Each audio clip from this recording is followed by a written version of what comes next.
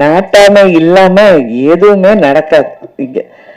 அவரை நாங்க நினைக்கிறோம் ஒரு ஸ்டேஜுக்கு அப்புறம் என்ன, நானும் வேற எங்கேயோ போயிட்டேன். அவர் சொன்னாரு, நீ எந்த டென்ஷனும் எடுக்காத, நான் பாத்துக்கிறேன். எல்லாத்துக்கும் அவர் அப்படிதான் சொல்லுவாரு. இந்த கதையை ஃபர்ஸ்ட் நான் அவரை மீட் பண்ணி இந்த கதையை நான் சொல்லும் போது அவரு அப்படியே கொஞ்ச நேரம் பார்த்தாரு.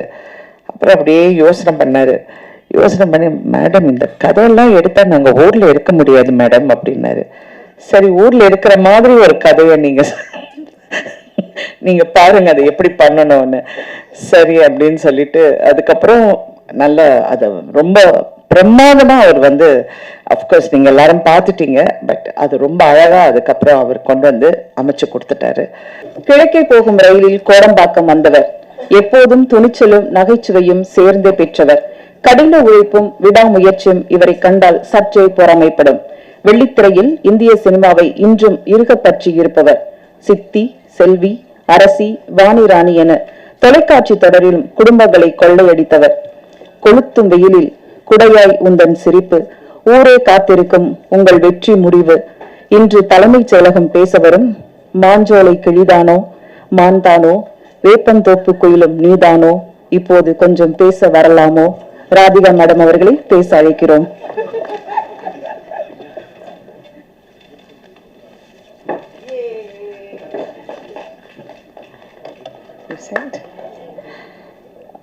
ஓகே, எல்லாருக்கும் வணக்கம். இங்க வந்திருக்கும் பத்திரிகையாளர்களுக்கும் ஊடக நண்பர்களுக்கும்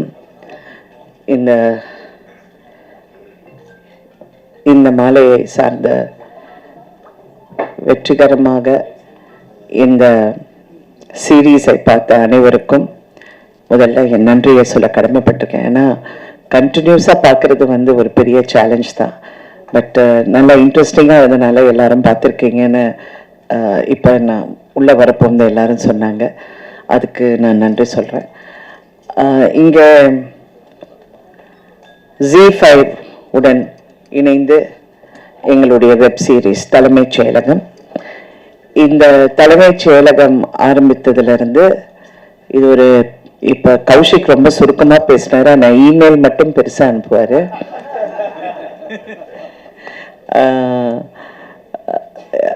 எவ்வளவு பெரிய ஜேர்னிங்கிறது எங்க எல்லாருக்கும் தெரியும். ஏன்னா இது உண்மையிலே ஒரு தலைமைச் செயலகத்துக்கு போற ஒரு போராட்டம் மாதிரியே தான் இருந்தது. எல்லாம் அது இது என்னென்னமோ அப்படியே போய் வந்துட்டோன்னு ஆனா ஒண்ணு இது கடைசி வரைக்கும் காம்ப்ரமைஸ் ஆகக்கூடாது. இந்த கதை இது எடுக்கப்படுற விதம், அதுல நன்றி சொல்ல வேண்டியது வசந்த பாலன் டைரக்டர் அவர்களுக்கு தான். அவர் எங்கேயுமே அந்த கதையை எந்த இடத்துலையும், ஆனா இதுல என்னன்னா ஒரு சினிமால இருந்து வெப் சீரிஸ்க்கு வந்தனால ஃபர்ஸ்ட் அந்த ஒரு அட்ஜஸ்ட்மெண்ட் ப்ராசஸ் கொஞ்சம் அவருக்கு அது அப்படியே அது சில பேருக்கு அது கொஞ்சம் கஷ்டம்தான். ஏன்னா சினிமால அவர் சங்கர் சார் கூடவே இருக்காரு. சங்கர் சார் எப்படி படம் எடுப்பாரு அந்த மாதிரி அப்படி எடுக்கணும் அப்படின்னு நினைக்கிறோம். பட் வெப் சீரிஸுக்கு ஒரு வேற ஒரு நரேட்டிவ். இப்ப கூட யாரோ நான் உள்ள வந்தேன்னு கேட்டாங்க, நீங்க நடிச்சீங்க, அதுக்கப்புறம் சீரியல் எடுத்தீங்க, அப்புறம் படம் எடுத்தீங்க, இப்ப web series, it's all the same. ஆனா ஒரு நரேட்டிவ்ங்கிறது கொஞ்சம் வித்தியாசமா இருக்கும். டெலிவிஷனுக்கு வேற ஒரு மீட்டர் இருக்கு, வெப் சீரிஸ்க்கு வேற ஒரு மீட்டர், சினிமாக்கு வேற ஒரு மீட்டர். அது மீட்டர்னு சொல்றது அதோட டைமிங், அதை சொல்ற விதம், அதை எக்ஸ்ப்ளாய்ட் பண்ற அந்த இமோஷன் எக்ஸ்ப்ளாய்ட் பண்றது it is a different genre, completely different genre. அது வசந்த பாலன் சார் ஃபர்ஸ்ட் அப்படியே அவர் இல்ல இப்படி இருக்கணும் அப்படி இருக்கணும், பட் அதுக்கப்புறம் அது அப்படியே ஒரு மாதிரி அப்படியே செட் ஆயிடுச்சு. அதுக்கப்புறம் ஐ திங்க் அவரும் அந்த ஃப்ளோல வந்துட்டாரு. அண்ட் அதுக்கப்புறம் அவருக்கு இருந்த எல்லா க்ரூ, கேமராமேன்ல இருந்து, மியூசிக்ல இருந்து, எடிட்டர்ல இருந்து, அவர் கூட ஒர்க் பண்ற அசிஸ்டன்ட்ஸ்ல இருந்து எல்லாரும் ரொம்ப ரொம்ப கடுமையா ஒர்க் பண்ணியிருக்காங்க. So first captain of the ship அப்படின்னு சொன்ன வசந்த பாலன் அவர்களுக்கு எங்களுடைய பாராட்டுக்கள். ஆஸ் அ ப்ரொடியூசர் நான் எப்பவுமே உள்ளே இன்வால்வ் ஆக மாட்டேன். ஒருத்தருக்கு வேலையை கொடுத்துட்டேன்னா அவங்களுக்கு தெரிஞ்ச வேலை அவங்க செய்யணும். நம்ம உள்ள போய் நீ இப்படி பண்ண அப்படி பண்ணுங்கிறது நான் இது வரைக்கும் சினிமால நான் பண்ணதில்லை.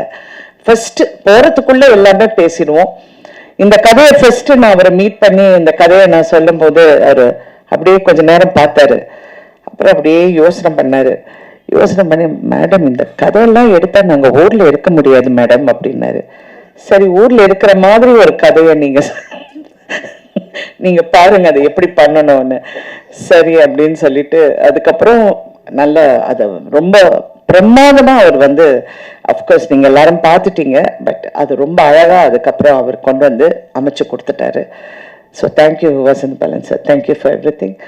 அதுக்கப்புறம் இதில் நடித்த அனைத்து கலைஞர்களுக்கும் நன்றி சொல்ல கடமைப்பட்டிருக்கேன். ஏன்னா நாங்கள் கஷ்டப்பட்டதும் இல்லாமல் அவங்களையும் கஷ்டப்பட வேண்டியதாக இருந்தது. ஏன்னா இவங்களை எல்லாரையும் வந்து ஒரு நாள் மிஸ் பண்ணா கூட, அதுக்கப்புறம் ஸ்ரேயா வந்து வேற படத்துக்கு போயிட்டாங்க, பரத் வேற படத்துக்கு போயிட்டாரு, எல்லாருமே வேற வேற. எனக்கு சினிமாவில் இருக்கிறதுனால அந்த கஷ்டம் எனக்கு புரியுது. பட் என்ன பண்றது, all of us are helpless. But எல்லாமே அது கொண்டு வந்து அது கரெக்டாக அமைச்சு கொடுத்துட்டோம். And thank you very much everybody, Santhanam, every one, Kavitha, எல்லாருக்கும் நான் நன்றி சொல்ல கடமைப்பட்டிருக்கேன். இங்கே கிஷோர் எல்லாம் இல்லை, பட் அவரெல்லாம், கிஷோருக்கு என்னன்னா மேனேஜர் கிடையாது, ஒன்றும் கிடையாது, யாருமே கிடையாது. அவர் எப்போ ஃபோன் எடுக்கிறாரோ அன்னைக்கு தான் நாங்கள் ஷூட்டிங் வைக்க முடியும். பட் 100% ஒரு இப்படி ஒரு நடிகரை நம்ம பார்க்கவே முடியாது. நான்லாம் சினிமாவில் நிறைய பேரை பார்த்துட்டேன், ஆனால் அவ்வளோ ஒரு டெடிக்கேஷன். ஆனால் பிடிக்கிறது தான் கஷ்டம். அதுக்கு நான் வந்து பூஜாவையும் கிருஷ்ணாவுக்கும் அவங்களுக்கு நன்றி சொல்ல கடமைப்பட்டிருக்கேன். அவங்க விடவே இல்லை. நைட்டு 2 மணி ஆனாலும் கிஷோரை வந்து எப்படியாவது பிடிச்சி நாங்கள் கொண்டு வந்துடுவோம் ஷூட்டிங்க்குன்னு அவங்க இதெல்லாம். பட் ஆஃப்கோர்ஸ் இதெல்லாம் பிஹைண்ட் த சீன்ஸாக இருந்தாலும் எல்லாருடைய உழைப்பு மட்டும் ரொம்ப பிரமாதமாக இருந்தது. அண்ட் இங்கே இருக்கிற அனைவருக்கும் இந்த நன்றி சொல்ல கடமைப்பட்டிருக்கேன். Especially to G. பாவம், அவங்க இந்த மாதம் வெளியே வரலாமா அப்படின்னு நினைக்க போகுது. சம் டெக்னிக்கல் ப்ராப்ளம் இருக்கும், இல்லை முடியாது. அதுக்கப்புறம் இன்னும் இந்த மாதம் வரலாமா, இல்லை அதுக்கு வேற ஒரு ப்ராப்ளம் இருக்கும். ஸோ இதெல்லாம் மீறி இது எல்லாம் கொண்டு போய் சேர்றதுக்குள்ள கரெக்டாக இருந்தது. ஆனால் இதில் முக்கியமான வந்து சுப்ரீம் ஸ்டார் தான். ஆஸ் யூஷுவல் நாட்டாமை இல்லாமல் எதுவுமே நடக்காது இங்கே. அவரை வந்து நாங்கள் நினைக்கிறோம் ஒரு ஸ்டேஜுக்கு அப்புறம், என்ன நானும் வேற எங்கேயோ போயிட்டேன், அவர் சொன்னார், நீ எந்த டென்ஷனும் எடுக்காத, நான் பார்த்துக்கிறேன். எல்லாத்துக்கும் அவர் அப்படிதான் சொல்லுவார். ஆனால் அவர் இறங்கி அதுக்கப்புறம் அவர் வந்து ஃபுல் ஸ்பீட் இதுக்கு வந்து ஒரு கிளாரிட்டி வந்து கொண்டு வந்து அவர் கண்டினியூஸா இதுல டே அண்ட் நைட் அவர் ஷூட்டிங் இருக்கும், அவர் வந்து டப்பிங் இருக்கும், அவருடைய அரசியல்ல நிறைய விஷயங்கள் இருக்கும். இருந்தா கூட அந்த நைட்டு 2 மணி ஆனாலும் உட்காந்து எல்லா வேலையும் முடிச்சுட்டு தான் நீ தூங்கு அப்படிம்பாரு. அதே மாதிரி தான் அவர் பிரச்சாரத்திலையும் அப்படிதான் பண்ணாரு. நாங்க நைட்டு வந்து எல்லாமே டிஸ்கஷன் எல்லாம் முடிஞ்சு இன்னும் டிஸ்கஷன் இருக்கும்போது நீ போய் கொஞ்ச நேரம் தூங்கு, நான் பாத்துக்கிறேன்னு சொல்லி என்னை அனுப்பிடுவார். அனுப்பிச்சு அதுக்கப்புறம் அவர் வந்து 4 மணிக்கு வந்து தூங்கி திருப்பி 7 மணிக்கு எஞ்சி பிரச்சாரம் போயிடும் அந்த மாதிரி. ஸோ அவருக்கு வந்து நான் நன்றி சொன்னா அது நல்லா இருக்காது. But I have to tell, அந்த கான்ட்ரிபியூஷன் வந்து ஒரு கிளாரிட்டி. அது நிறைய படங்கள் எடுத்துட்டாரு, நிறைய விஷயங்கள் பார்த்துட்டாரு லைஃப்ல. ஆனா வெப் சீரிஸ் வந்து அவருக்கே சேலஞ்சிங்கா இருந்தது. என்னடா இது இவ்வளோ கஷ்டமா அப்படின்னு.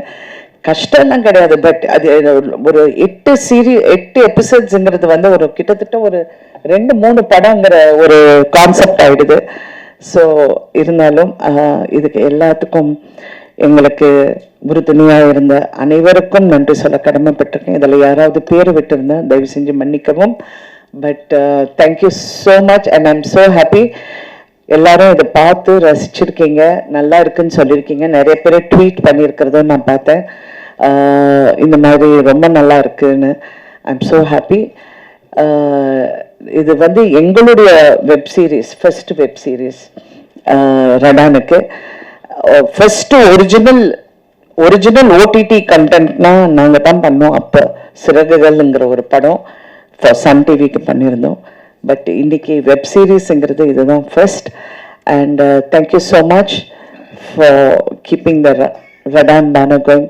ரடான்ல பணி செஞ்ச அத்தனை பேருக்கும், நைட் அண்ட் டே கூட பார்க்காம கஷ்டப்பட்டு உழைச்ச அனைவருக்கும் நன்றி. Especially Pooja and Krishna. Thank you Pooja.